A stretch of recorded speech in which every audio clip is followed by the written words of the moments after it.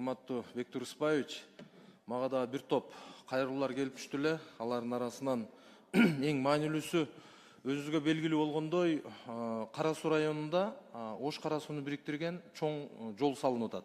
Ал жумуштар өтө жакшы жүрүп атат, ыраазычылык. Ошого утурлай эле жергиликтүү тургундардан кат келип түшүп атат.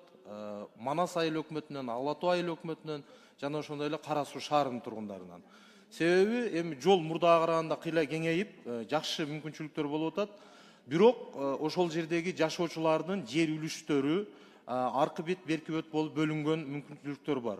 Ошондуктан азыртадан баштап жөө өткөрмө пункттарын жана ошондой эле мал жандыктарындагы аркы бет, берки бетке алып өткөнгө көйгөй болуп калуу мүмкүнчүлүгү жаралып атат. Ошондуктан азыртадан эми негизги планга, проектке өзгөртүүлөрдү бир аз киргизип, жергиликтүү бийлик менен биргеликте подземный, надземный өткөрмө пункттарды азыртадан караштырып кетсек, жана ошондой эле водопровод, суу өткөрмө пункттарындагы турбаларындагы алдын ала коюп кетсек деген кайрылуулары бар, ошого көңүл буруп коюшса.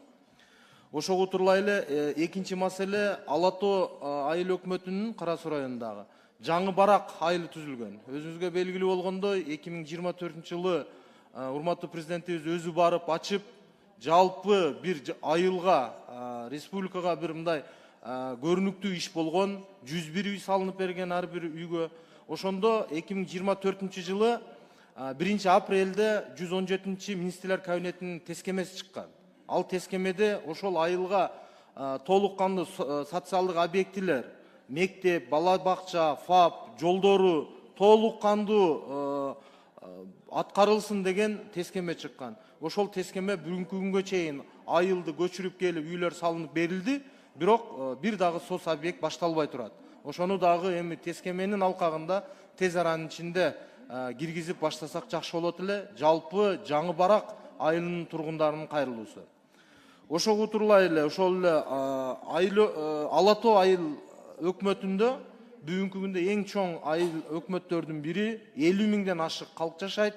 Анын борбору болгон ошол Кашкар Кыштак айылында 30 миңге чукул, 28 миң тактап айтканда жаран жашайт. Бирок 1961-жылы курулган маданий мекеме бар. Бүгүнкү күндө өтө ремонтко муктаж. Себеби кандай гана иш-чара болбосун, ошол борбордо болгон ошол иш мекемеде өткөрүлөт иш-чаралар. Ошондуктан тез аранын ичинде бир толук кандуу ремонтко эске алынсын.